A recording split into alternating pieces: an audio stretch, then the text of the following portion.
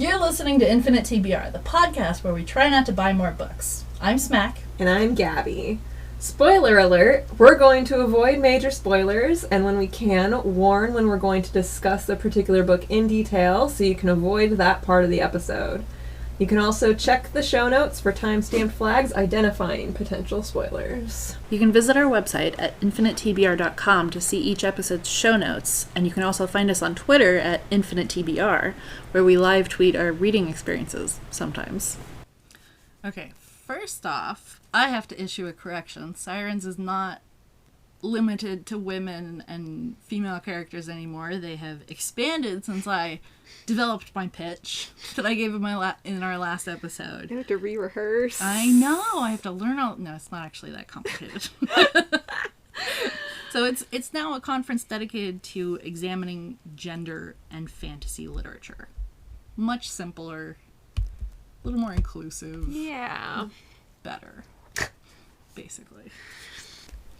Tell me what you thought about Shadow of the Fox. I have been dying to just let your emotions wash over me. So you're not going to get as much of the raw emotions anymore, because there have been many books, many weeks and many books. Yep. I did pretty much roll right into those after our last episode, as promised. Nothing else I promised happened, but Shadow of the Fox did. So Shadow of the Fox by Julie Kagawa, the basic synopsis of the first book of this trilogy. Right. I will say probably we'll go into spoilers for this. It's hard to talk about that series without spoiling anything. There's no way you can even talk about the synopsis of either of the next two books without spoiling what happens in the first one. But the inside flap covers, like the backside summaries, mm-hmm. those are also fairly spoilery. So I feel like we're still safe. So yeah, I guess gauge that danger level for yourself. This is future Gabi here with a spoiler alert. So spoilers for the Shadow of the Fox trilogy are going to start around 11 minutes and 15 seconds after we've introduced the two main characters, and are going to run until about the 32-minute mark. But at least for the first book, this whole series is about a half kitsune named Yumeko. And I should say kitsune is fox spirit in Japanese lore. Yeah. So she's half kitsune. Right. She doesn't know who her parents are. She got left on the doorstep of this monk's temple. Yeah, like a monastery. When she was a baby, with a very ominous prophetic note attached to her swaddled baby self. But she doesn't learn about that until she's like, 16, and the monks sit her down and they're like, you have a grand destiny, chosen one. And then her monk family and her home get burned down by a bunch of demons. Right. Because otherwise she would never leave home. What's the point? Yep. And she's basically tasked right before this happens by her dying closest thing she has to a father figure. To take what's called a piece of the dragon scroll and take it to another temple. A long way away. No one even knows where it is. Her task is to go to the capital and find the person who knows where the temple is. Oh, shit. Yeah. So... Jesus. She's got a big old task ahead of her, and this is someone who's never left this temple. She is literally one of the more naive, cheerful, so naive. Sort of bubbly, useless people. But so part of the Kitsune lore is their whole thing is illusions, illusionary magic. Okay. And they're usually tricksters, yes, right? they're usually they're trickster spirits, kind of. Because her illusions are kind of shaky at the beginning, right? Yeah. So her whole thing is the monks can't decide whether to treat her like an adult. treat her like a human, or treat her like a yokai, which is the demons, like a demon, which is the umbrella that contains Kitsune. Right. And their less moral inclinations. Yeah. I guess. I remember that. I forgot about that. So that's Yumeko. So she's got to go. So this dragon skull is once every 1,000 years, you can use the dragon scroll to summon this dragon deity, this dragon god, and rewrite reality. And you get one wish. Okay. And that wish can be anything, and as is the case in a lot of fantasy novels, what you wish for is not exactly, like, you'll get what you wish for, but maybe not in the way that you were hoping I don't for. remember who told me this, but someone likened it to, like, King's Cup, when you get to rewrite one of the rules. Have you ever played King's Cup? Not a drinker. Nope. I had no idea what that even was. Never mind. It's a card / I was drinking thinking game. Mao. Like, there's that card I've game. never played Mao, so...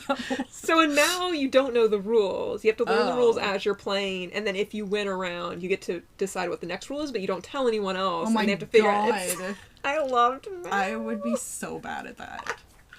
I was quite good at King's Cup, though. Whatever that is. But, like, you pull cards from a deck, and if you get a specific, like, each card, you have to do something specific. Right. And one of them is you can make a new rule. Okay. See? Very simple.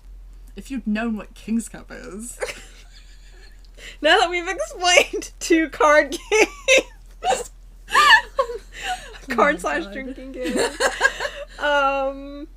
So yeah, Sorry to distract. it's all good. Every 1,000 years, you get to rewrite a rule or take a shot. So that's what you make us off to do.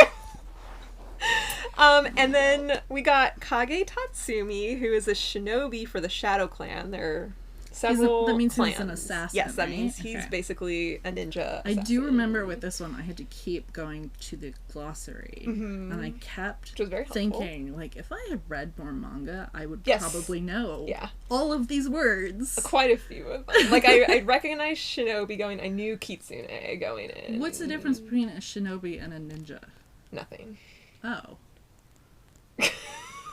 As far as I'm aware, Oh. there's no difference. Okay. I got my first copy from a friend who got a signed copy from her, from Julie Kagawa. And she said that the author, like, mainlined all of her favorite animes before writing this.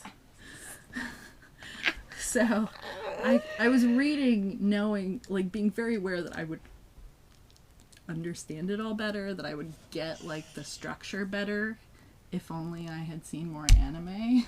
So the Wikipedia is a ninja or shinobi. Oh. So I guess either or. Okay.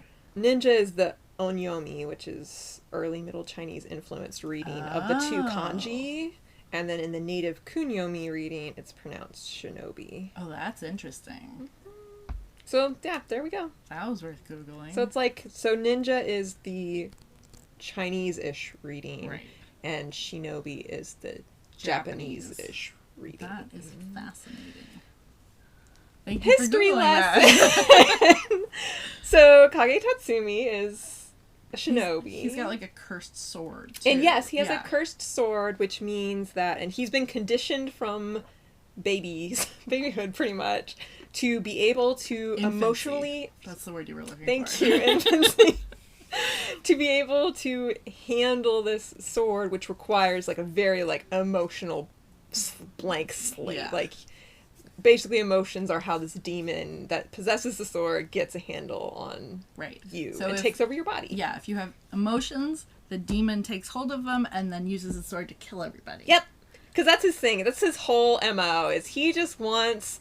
All Hakemono wants Is is... to just kill a bunch of people. Yes. Just blood and gore. To be fair to poor Hakemono, he's been trapped in a sword for Like, many centuries. Almost since- 1,000 years. Since the last, like, right? Wink. So, gee, I wonder what the last wish was used for. So, So, Tatsumi... Yumiko gives him emotions. That's the whole issue, right? Once they meet, yeah. Yeah. So Tatsumi is tasked by his clan daimyo, which is the head of the clan, Right. to get this scroll piece, because Right. daimyo wants Steal it the from her. wish. Like, this is a whole thing that flares up every 1,000 years, is everyone wants the wish. So you got Yes. humans, you got yokai, you got... Absolute Demons. ruthless chaos. Mm-hmm. So 1,000 years is coming up, so the daimyo, whose name escapes me, sends... who's immortal, almost 1,000 years I old. know. Since, It's almost like all these storylines just sort of abruptly stopped about 1,000 years ago. fascinating. And haven't been picked up since. Just a pure coincidence. So Tatsumi runs into Yumiko as Yumiko is escaping from her. Some other party has gone after the scroll, which is how the fire happened. Right. They meet up. Yumiko basically uses her adorable, naive fox trickery to trick Tatsumi into basically being her bodyguard on the way. She's basically like, I'm actually going... What a coincidence! I'm going after the scroll myself. I need to get to the temple. And I know who to talk to. And I know who to talk to. So if you come with me, then we can go find the scroll. And you Tatsumi's definitely like, won't betray me. Yeah. And Tatsumi's like, that seems legit. Stranger I have met in the middle of the woods. You seem naive and foolish. I'm gonna go along with this. And then they start off on their journey, and they collect friends as they go. They collect a found family. It's like,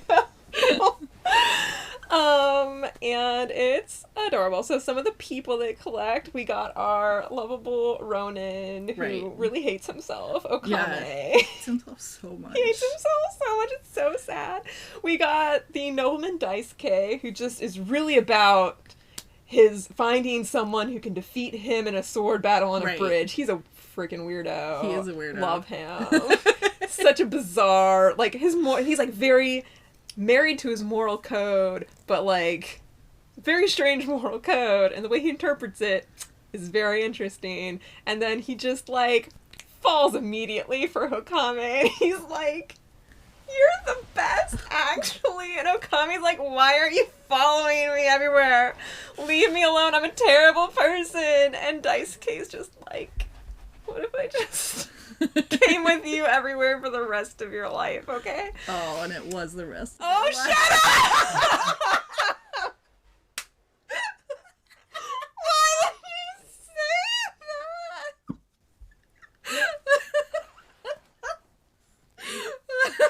I refuse to do the rest of this episode if you're gonna be like that. You're so Of course I'm gonna be like that. I didn't get any of your emotions while you were actually reading it. Well, now you're gonna get all of them. Anyway, that hasn't happened yet. Who else did they pick up? They pick up the Shrine the Shrine Maiden. Maiden Reika, who possesses the one brain cell She in the is group. like super practical and like And everyone else is a pure mess. No one else has 2 brain cells to rub together, and Reika has 1. And it's that great. doesn't make any sense. None of them have something to rub together then. Reika has 2 brain cells. Okay, fine.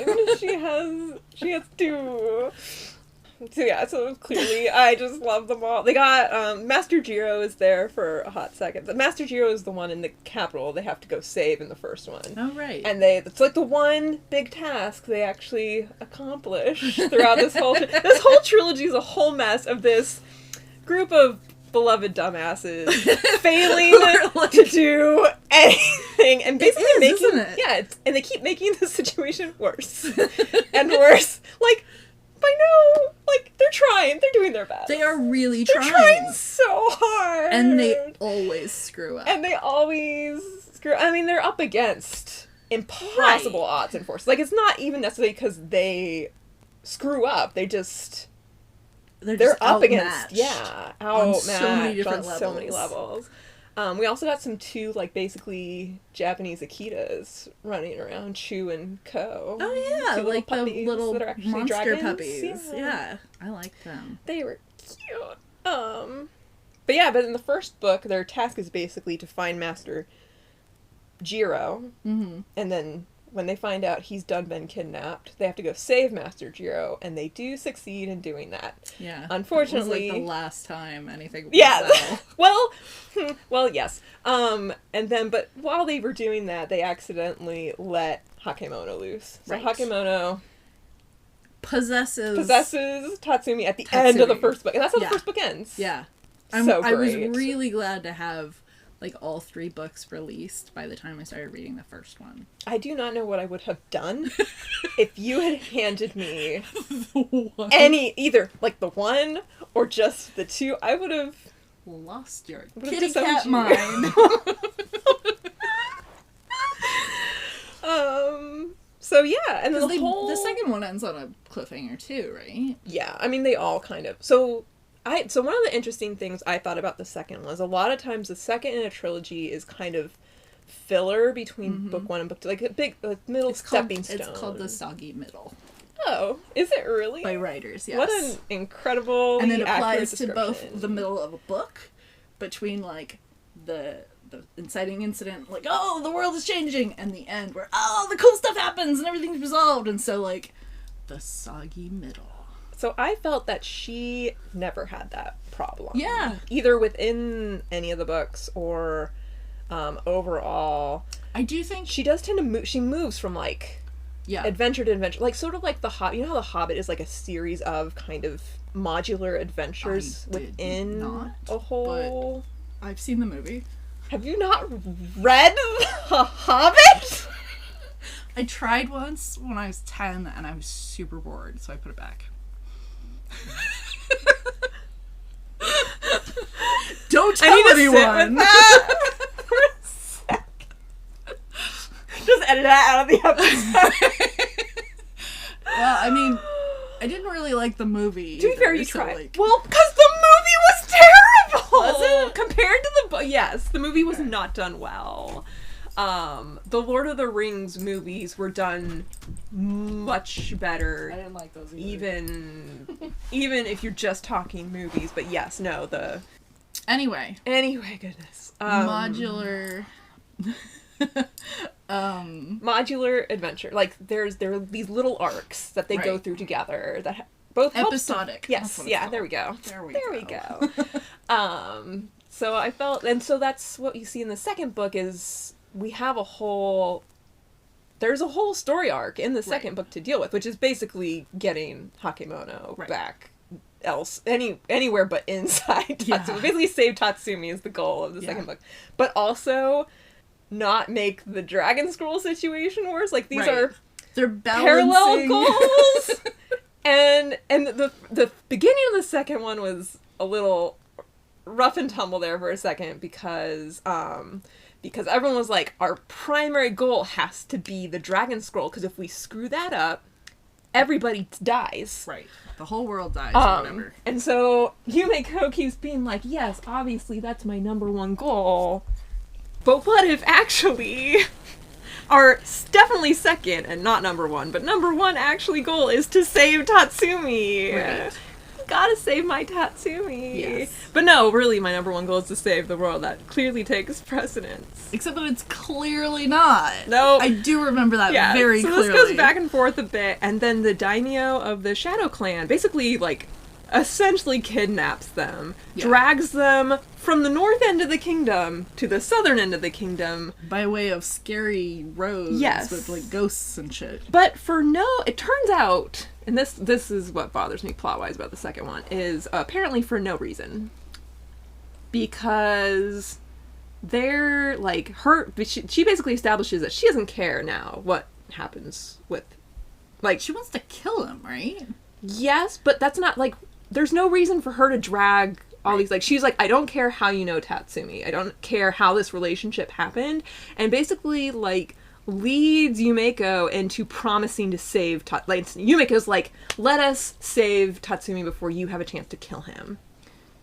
But, like, and it starts with an H to drive me crazy. But the daimyo of the Shadow Clan is like, I mean, you can go try and save him, but, like, if someone shows up to kill him, like, I can't stop anyone from showing up to kill him first, but, like, good luck, kid. Like, but there was no reason to drag them down. Okay. Their and conversation... It was, like, from one end of the country to the other, right? Okay. Via, like, the Path of the Dead. Because they have maps in the front of these books, right? Yeah. So it was just a weird... Like, it ended up, like, setting up a lot of the Shadow Clan relationship with them throughout the rest of the book. Like when shinobi show up and start shooting at people, Right. and they're like, oh, that's because they're trying to kill Tatsumi, whatever. So, and it sets up some of these other characters to just, like, really hate on in the Shadow Clan.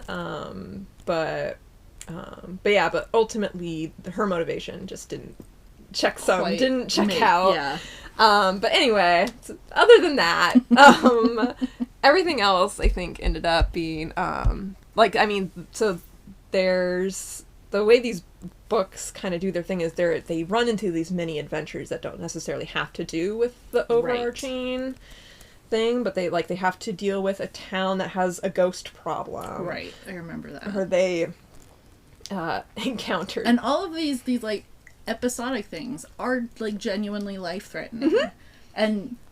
And yet have nothing to do with their overarching goal. They're really going official through it. Overarching goal. Yes, they're official. So they spend the whole second book being like, we're gonna save Tatsumi and definitely not let go of the Shadow School. We're gonna save Tatsumi and make sure that no one evil ends up at the Dragon School. We're gonna save Tatsumi. But no as we've mentioned, and the only time they one succeed.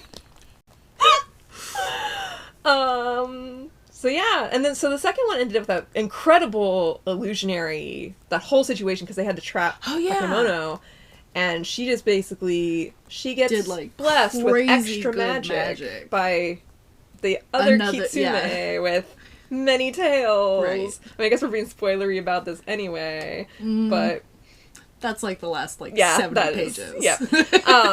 So I mean, you guess pretty early on. Yeah. At otherwise, least, what is the point of him? Yes. You don't guess at all. Like, I had no idea that he was quite so evil? Yeah. Okay. And I kept hoping he wasn't up until that poor one-eyed demon. He turns really evil real quick. You get the sense early on that he's maybe morally gray a bit, but no, he's full. There's nothing gray about that. Nope. But he does give Yumeko temporary access to some excellent fox magic, and she uses it to basically trick Hakemono into thinking he slaughtered everyone at the end of the second book. I remember that. Long enough for him to get caught into this magic circle to try and bind him and save Tatsumi. I mean, protect the dragon scroll. Right, because he also wants the dragon scroll, of course. Yep, so it works out, you see. But he actually led an army of demons to their doorstep. So they have to let him go, right? From the magic circle or whatever? So, yeah, the army of demons attacks, and but Hakemono is pissed off about being betrayed by this army of demons too. Okay. And is like, I will make it, we will put this off, this soul battle we're in the middle of, because I'm pissed about this too, and I would like to deal with this army of demons, so what if we merged our souls properly, and they turned into one person for the third book, which is just it was weird. It was weird, but it was so I was a huge fan of that because I started becoming a Hakemono stan during the really. He was okay. He's evil. Yeah. Right? Yeah. But also he's a weird sympathetic kind of evil. Okay. Because I mean. I got the sense very early on that he was going to turn into, maybe an ally, because sometimes he'd run into, situations and be like, oh, I should have just killed, what am I doing? Yeah, Tatsumi has infected me with his stupid human feelings, and it's stupid, and I hate it. You just want to kill people. Yeah. So he doesn't actually, I don't think, does anything evil the whole time he's Tatsumi.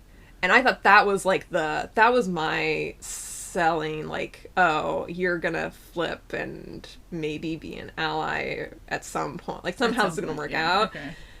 Because he doesn't do anything irredeemable while he's possessing Tatsumi's body, I think. Ish. There's some things that are already in the line. Yeah. But I don't think he outright murders anyone. I think he puts a couple of humans in situations where they then die, but I don't think...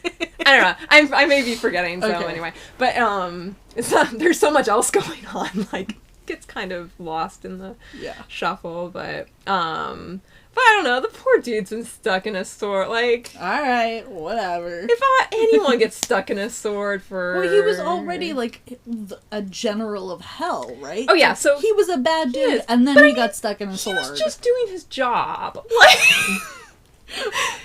He's really a demon. enjoyed his job. He did really enjoy his job. There's a difference between doing your job and living. And the only for it. reason he got trapped in a sword was because the daimyo of the Shadow Clan had him murder an entire family. Oh. So... Well. So he wants to kill her too. Oh yeah. She's like top of his hit list. So, I don't know. So I was like really enjoying Hagemono as, you know, evil. Full buddy. Alright. Let him murder some people as a treat. And then I thought it was funny with their souls merged, especially near the end, because at the very end, he basically comes out on top again, like at the very, very end of the third one. Yeah. He's basically, like, he has the option to be fully in charge. Mm-hmm. And Yumeko just basically, like, does her little puppy eyes at him and is like, Please don't. And he's like, I hate myself so much right now. And it's like, fine, we're gonna, because he possesses her, that's what happens. He somehow ends up in her at the very, very end. I do remember, like, one of his last words she to has her the sword. was like, I hope I never see you again. Yeah. Because I didn't enjoy this at all. No. But I'm very glad you're still alive. Yes. So I just, like, really enjoyed that vibe.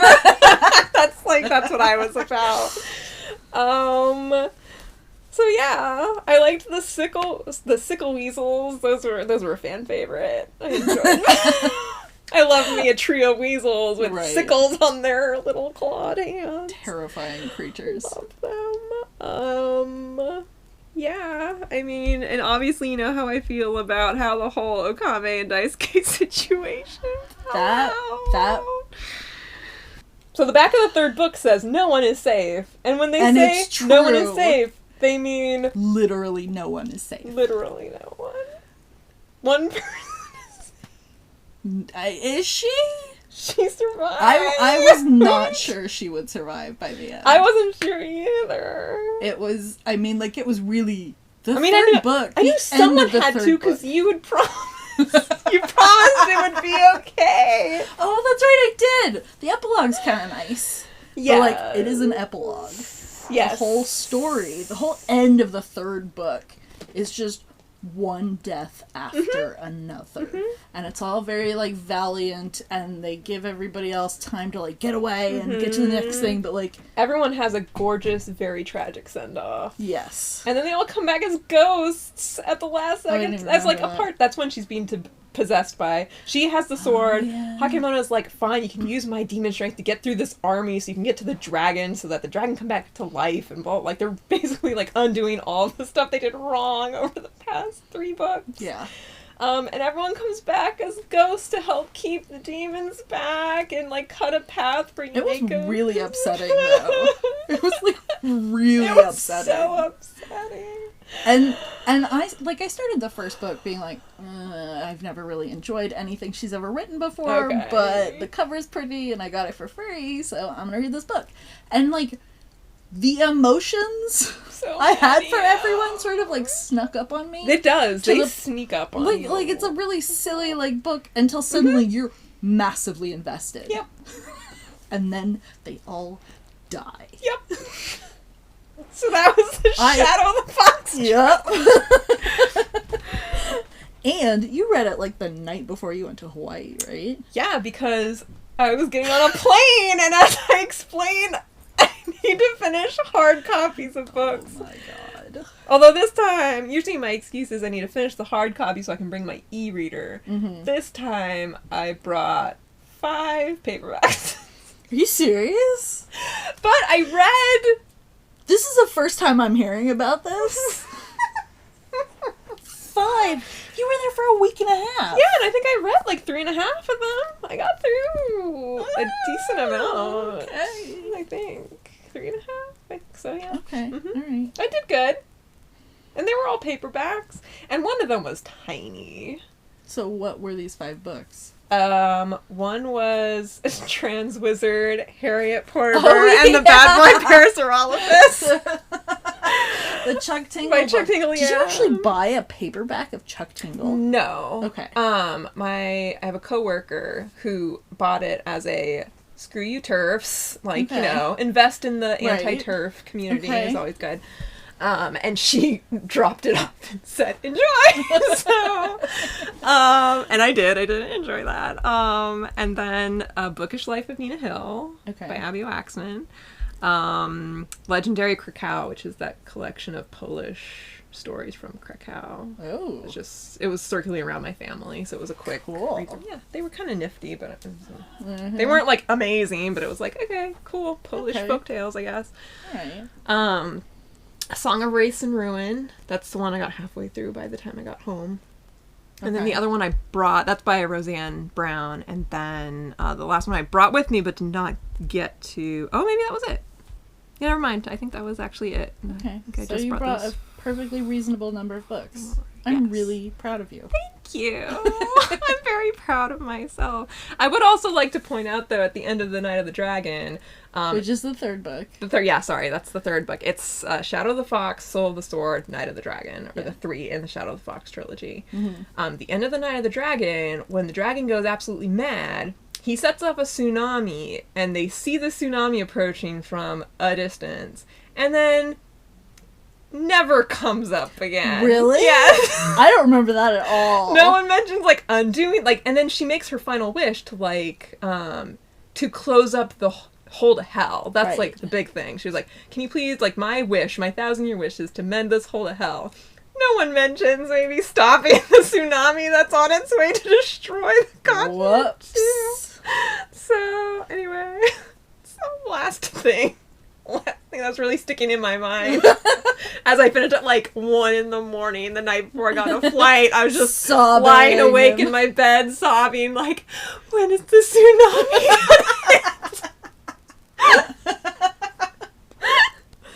Oh my god. So, what was your big trilogy? Okay, so the last trilogy I mentioned on this was the Girl of Fire and Thorns by Ray Carson. Right, yeah. You just started that. I had just started. I'd been like on 50 pages into the first one. And I read it, and it got a lot better from that second chapter. There were, like, I didn't really enjoy, like, the body image issues she had. It didn't... I remember. At the end of...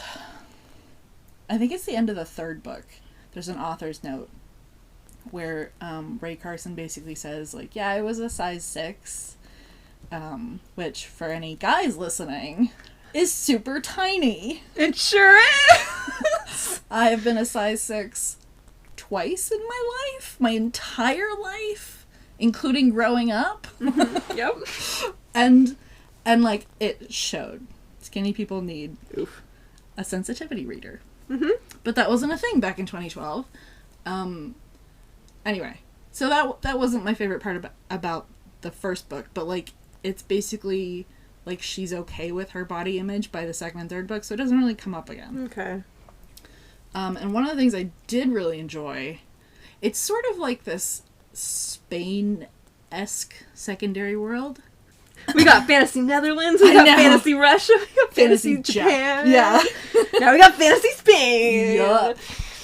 Okay, so one of the things I did enjoy about the first one was that, like, it stretches beyond, from the first one all the way to the end of the third one. And it was basically that, like, YA fantasies only have one, like, love interest.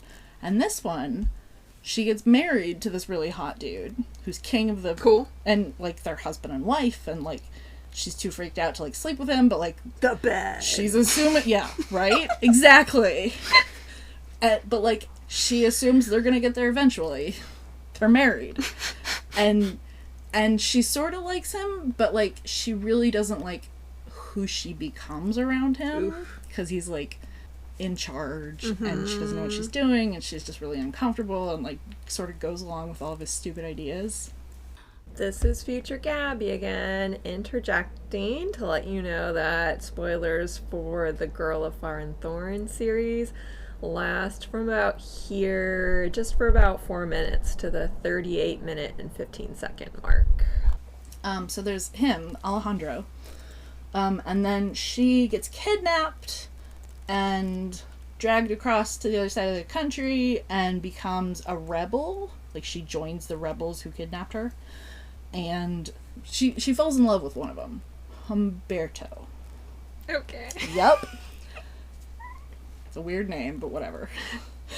Sorry to any Humberto I listeners know. out there. It's not a name you would normally see in a YA fantasy as the love interest. The love interest. Yes. But then, spoiler alert, he dies. He gets his throat slit in front of her, and she, like, catches him as he falls, and there's, like, blood everywhere. I thought you were gonna say catches his head, and I was like, oh no, my. because, like, whole body, and they fall on the floor, and there's blood everywhere.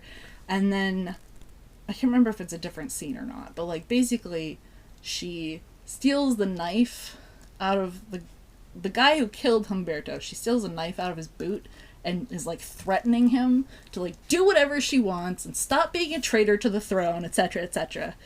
And then the captain of the royal guard walks in. He's like, hey, you got it. Cool.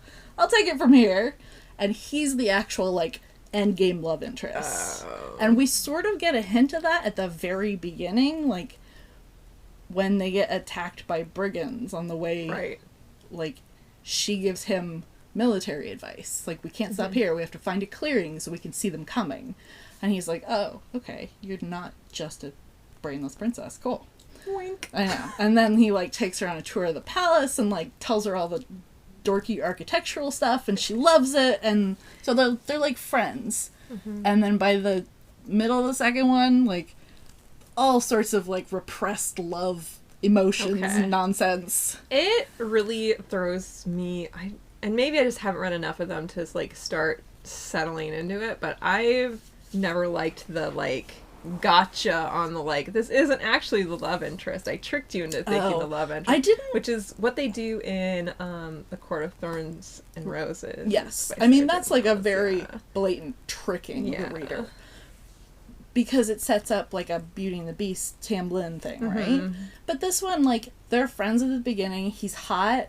And the guy, the rebel that she falls in love with, is, like, a very young guy.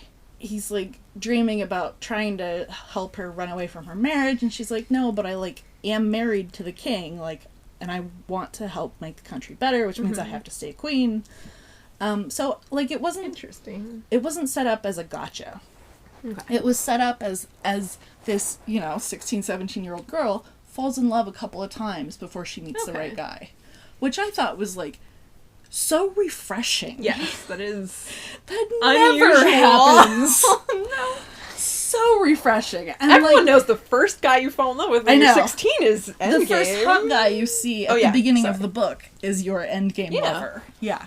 Those are the rules I grow up with, and can't relate to anything else. I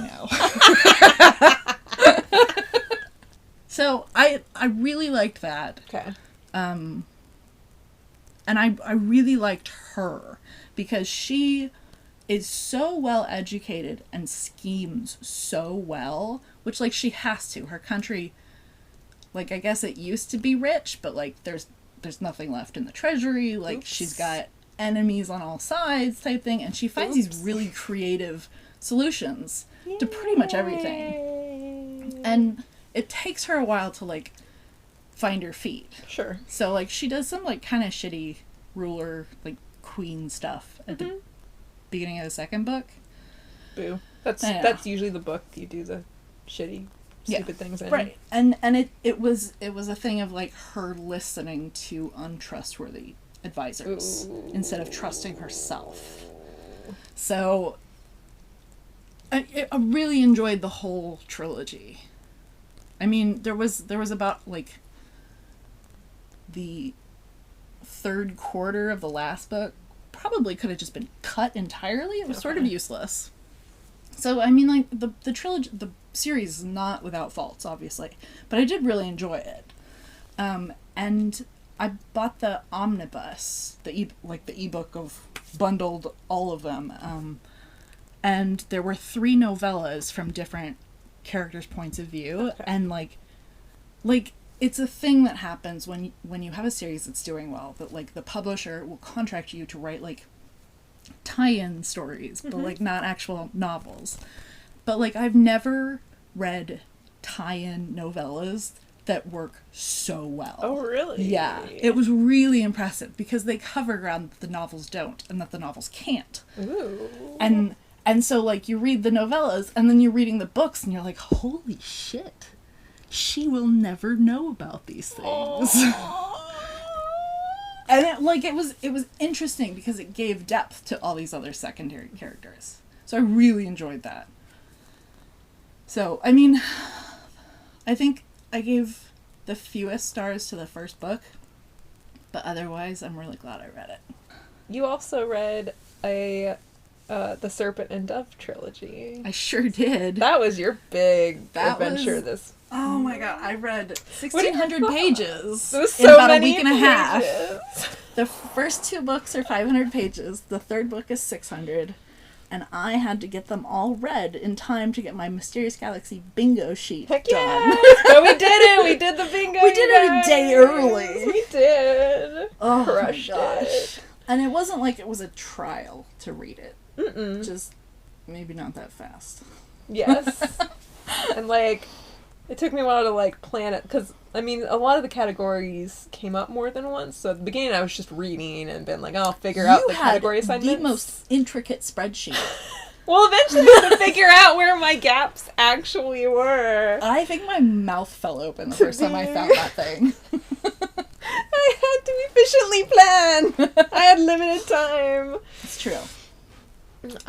So Serpent and Dove, I can see why some people would hate on it so hard. Okay. But like... This is Fantasy France, right? We will get to the world building in a moment, okay? But like, I really, like, it's an enemies to lover YA fantasy romance. And it's this secondary world where witches and witch hunters are like constantly at odds and trying to kill each other. And the 2 main characters, one of them's a witch. Her name is Lou, short for Louise, and she is like the daughter of the queen of the witches. Cool. Yeah. And the other guy is Reed, and he is like the captain of the witch hunters. The youngest captain ever. Oh my gosh. Another prodigy. Who's somehow the leader, even though they're, 18? Yeah, he's 18. She's... How did I guess? Yeah, she turned 17 at some point in the books. Anyway. Oh boy. So, one of the things I really liked about Lou was that, like, she kept surprising me because shit would happen, and she's this tiny little person, and she's hiding her magic, which means dire circumstances occur if she uses her magic, so it's just completely off the table.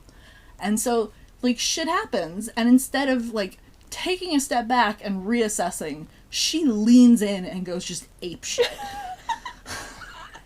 and like, I would have already taken a mental step back, and then she, like, just attacks people. Oh, goodness. I mean, people who are gonna, like, attack her first. Yeah. But she took on 2, like giant, like, street thugs and almost pulled one of their eyeballs out because she just went nuts.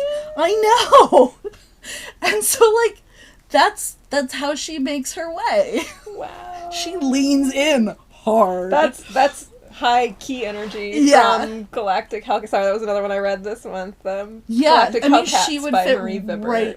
she would fit right in with the Galactic Hellcats characters. Goodness. And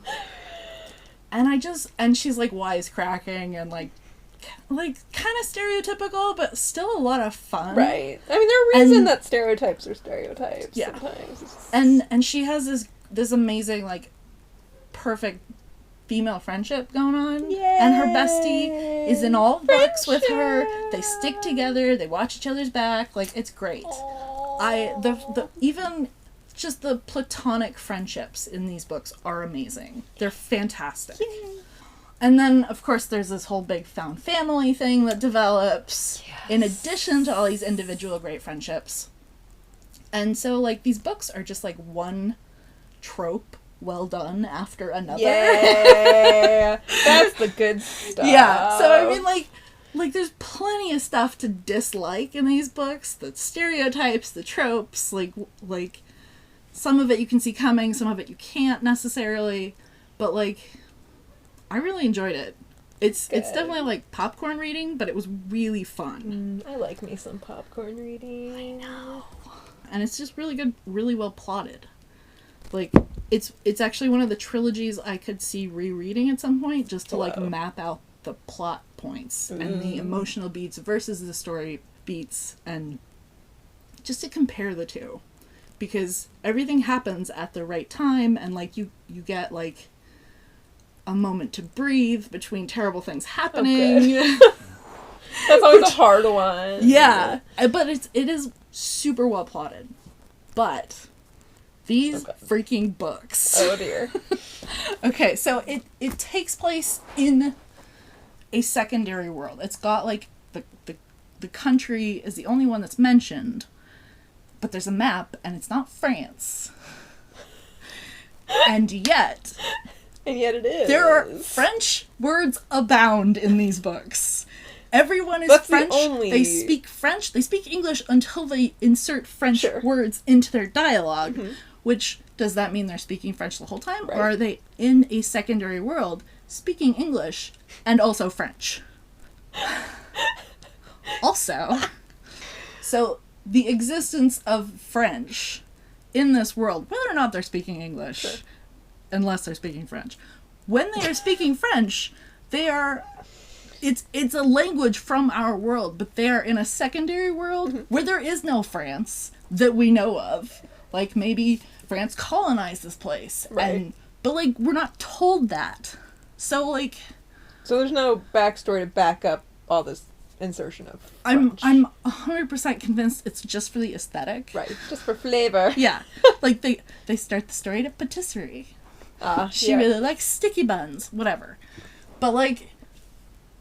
If you're gonna have a country that doesn't exist in the real world, but also insert real world languages, and not just languages, but like, she flips a bird at somebody. They have very like colloquial mannerisms. What happened on page 267? I'm getting to it. Okay, so in addition to having French in a world that doesn't exist, a world that isn't ours. Yes. It seems like a very lazy way to insert an aesthetic. It's so lazy. Just like add a patisserie. Yeah. For no reason at all whatsoever. It's just lazy world building. And so, but in addition to that, the witch hunters work for the church, capital C. Sure. And so, like, it's not France, so you would think like, oh, it's like just a Catholic-esque thing. Right. No, it's the Catholic Church in this world that, like, I can't even remember what the country's called, but it starts with a C and it doesn't exist. And the prince, his mother is Maori, like New Zealand. Oh. Yeah. And they have Christmas trees, which means, like, they had Jesus in this world somewhere. That's what happened on page 267, yes. by the way.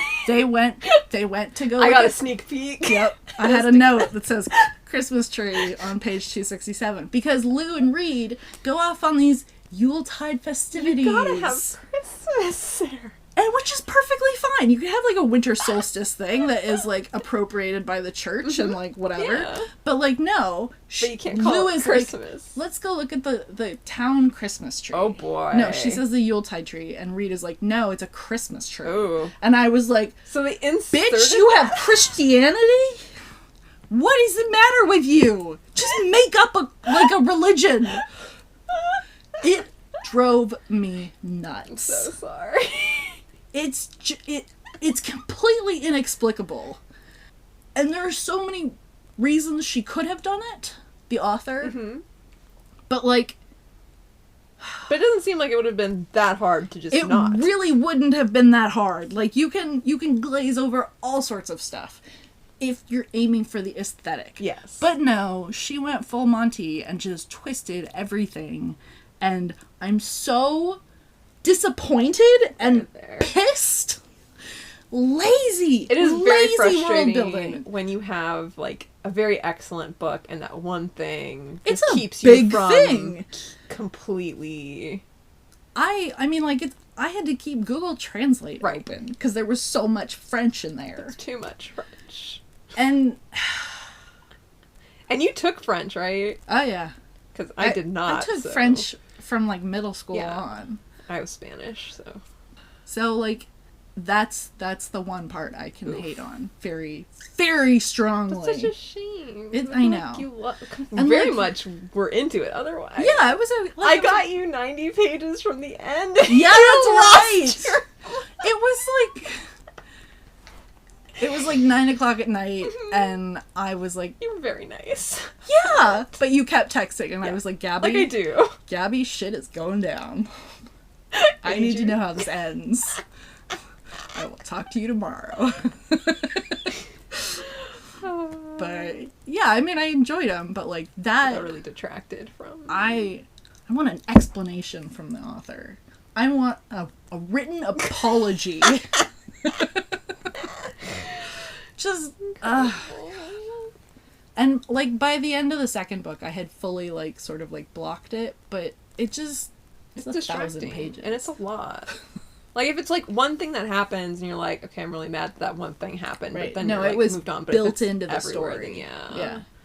And I don't understand why she just didn't, and, like, the Maori was used specifically to be like, hey, the prince is biracial. Oof. Like, oof. Yeah. Diversity wins! Although I will say, pretty much everybody was not straight. Oh, good. Which was nice. Yes. Take our wins where we can get them. And, like, there was so much to like about it. And I just really liked how different Lou was from... typical. To go from the Girl of Fire and Thorns, where she's, like, very methodical and scheming and clever, to where Lou is also very clever and intelligent, but she does everything by the seat of her pants. Right. She never knows what's, like... It's wild how much she can get away with. And it seems realistic, too, how much she bullshits and still gets away with it, because she doesn't always. But, it's good writing, except for the world building. Her next series better not have that nonsense. Is she developing? I have no idea, but she just finished her first, like, best-selling trilogy, right. So assuming she's gonna continue. Yep. So, what do you, like... I think the only other one, the only really good one, I think, like, I read a bunch this month. Yeah, you had a good month, I did have a good month. The other one I think that's worth mentioning here is Lycanthropy and Other Chronic Illnesses by Kristen O'Neill. That was just delightful. It was hilarious. Funniest book I've read all year. It was funny. It was sweet. Like, the friendship vibes were... off the charts. Mm-hmm. I mean, it's built around a friendship. Yep. That's the main relationship. Yep. And I love it so much. Yeah. And it was easy to read. It's like this mix of, like, text posts and prose. And the premise is that this main character contracts Lyme disease mid-college. She has has to to drop leave out. Stanford. Mm-hmm. She had these plans to become a doctor and go to med school, but now she can, like... barely make move. it through a day. Yep. So, so she's dealing with the fallout of that, both in terms of her relationships with all the friends she left behind, these career goals that she feels like she has to abandon, and then her family, because she's back to living with her parents and her siblings. And she's the oldest, and so her two younger siblings are still, like, on track with all their dreams and stuff. And, like, the part that made it really, like, painful for me was that, like, her Lyme disease got so bad because she was, like, working so hard in school and didn't go to the doctor. Mm-hmm. And, like, it just... Well, and I have a friend who has, like, Lyme disease. And it's one of those things where, Like, it's one of those things that's rare enough that if you get bit by a tick and don't know that you've been bit by a tick, like, no one thinks to look for it. Right. Until it is way too late. Yeah. So it's when you learn more about it, and it has, like, huge variety of effects. So it's so hard to pin down. And once it's had its way with your system, like, it's just treating symptoms for the rest of your life. Mm-hmm. It's really terrifying. Terrible, yeah. Now every time I visit my grandparents, I freak, because they live in Indiana, like, on a, like, not a farm, but a farm. Mm-hmm. So high grass is everywhere, and they have a bunch of tick problems.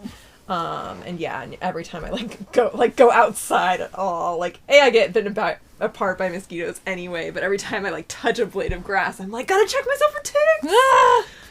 One time when I was at a writers or not a conference, it was like a retreat with my writer friends, and it was in this, like, cabin in, where were we? Wisconsin. Mm-hmm. And I didn't know. And so, but, like, there are enough of us where I was, like, sleeping on the couch in the living room, and I was always the last person to go to sleep, obviously. But one night at, like, midnight, 2 a.m, I was showering before bed, and I found a tick. Oh, God. In my leg. Oh, God. And, like, it was all I could do to just, like, not scream. I was kind of like, I would have. Chris and Emma are on the other side of this wall. Don't wake them up. Like, it was like, oh God, it was so gross. And so I got it out. Mm-hmm. I flushed it down the drain. Do you know what to do now if I do? It happens? Okay. I do now. Okay. So I was going to say, the latest thing I read is to save them and mail them to the CDC. So, like, I got out of the shower and I went to, like, Google myself calm to, like, find out, like, and I read all that stuff, and I was like, well, God damn it, maybe it's not even dead in the pipes. Oh, apparently, God. It's really hard to drown them. Yeah. So I did eventually Google myself calm, but it was, like, after, like, all of the Lyme disease symptoms, and I was just like... So you're well aware now, yep. Mm-hmm. Well, oh God, and it was just so gross. They're so, like, just the concept is, let alone the reality. Disgusting creatures. Gross. Anyway, so main character Lyme disease. All of her friends are online at this point because she kind of loses not her current friend. Like, she has a new group of friends that she establishes online because her best online friend Bridget finds out about a chronic illness support group, and they form this chronic illness support group, like a Discord. Mm-hmm. And Bridget doesn't consider herself to have a chronic disorder. At first, yeah. Yeah. And then, but, like, she does, mm-hmm. and it takes up a great deal of her life, and it's sort of unpredictable. It's lycanthropy, guys. Yeah. Like, it's in the title, I don't think it counts. She's a werewolf. She's a werewolf, you guys. That's her chronic illness. But there's this moment at the beginning of the book where Bridget, right? Mm-hmm. Bridget goes, like, radio silent online. Oh, yeah. And the main character gets really nervous and worried, and they've already exchanged addresses, mm-hmm. and they're, like, an hour away from each other. So the main character drives out there and finds out her friend is a werewolf. Surprise! And it's just so funny. It's so funny. It's so delightful. I've never seen so much, like, obviously, like, that's the point of the book, but I've never seen so much chronic illness rep in one place. And everybody had something else going on. Yeah. It was so funny. Good. So that definitely gets an honorable mention this month. Yeah. Very good, like, light read when you just need an injection of something sweet and warm-hearted and, like, hopeful and friendship. I really enjoyed her interactions with the animal control guy. Yes! I love him! That was so funny. Whose name also completely escapes me right now. But Spencer? Yeah. Oh my God, he was hilarious. Like, as soon as he showed up, I was like, oh my dude. You just are having the worst luck. Yeah, I would reread that one too. Yo. Just for the fun of it. I went ahead and got a copy of that. Did you? Yeah, I did, yeah. I'm so glad. Yeah. A, for the extra lottery slot for bingo, but also because I was, like, one of the keepers. Yeah. I got that. I went ahead and bought a copy of the whole Shadow of the Fox trilogy. Did you? I did. They had all of them in paperback! And then I got, what else did I get? Oh, and I got the Order of the Pure Moon Reflected in Water. Oh. I think I'm like number 2 on the library. I was going to say, I should have brought it. Sorry. That's okay. So I think those were all our reads that we wanted to mention this month. If you ever want to see more, if we read more than we talk about, we have started... If we read more than we talk about. I mean, if for me, when for you, for sure. We started live tweeting some of the nonsense we read. Gabi is way better at it than I am. I'm better at it for now. If we get more followers and people start paying attention, I may need to stop. Why? Because it's easier doing it and to avoid than... I just can't remember to do it when I'm reading. Sometimes I'm like... Because a lot of times I'm reading at night before I go to bed. And then I'm like, oh, Sarah might be asleep by now. I don't want to wake her up. So the solution is I'm trying to be a good friend. You're an amazing friend. That's delightful. And then I think the only other thing we wanted to mention is Sirens, our beloved conference that we mentioned at the beginning of the episode, is coming out with an anthology that you contribute to. Yes, it's a benefit anthology. To it. Well, and then got overwhelmed with life. But Smack did. I did. I wrote a short story for this anthology. The theme is Villains and Vengeance. Coincidentally, that's also the title. It is a benefit anthology, so any money that exceeds the fees and the hosting stuff and the cover design and whatever will go directly to Sirens, which they use for scholarship, so that people who couldn't otherwise afford to go to Sirens can attend. Yay. I know, it's great. So go get your copy. Yeah, it's online. We'll have the links in the show notes. The ebook is... I think the ebook is out. We're still working on getting the paperback version. Can't wait. I know. I'm actually, like... It's called Villains and Vengeance, and my story is, like, not dark at all. I love your story.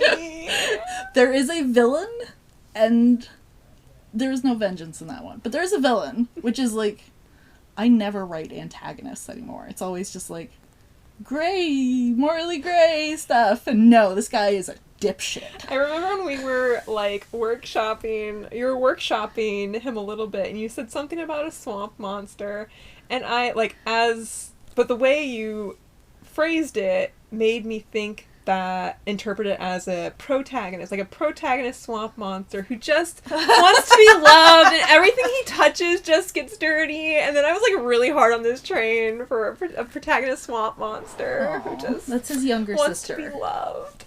But no, actually, the swamp monster is a dipshit. Yep. He's a terrible dude. The main character is a dragon. Yay! And she gives him a run for her money. His money.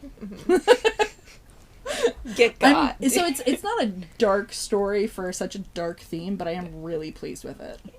And I've read some of the poetry that's included, and that's also really good. Ooh. I know. So we have some professional writers contributing to this thing. It's going to be good. Yay. So here's hoping something that happened. Here's hoping you don't get possessed by a demon that lives in your sword.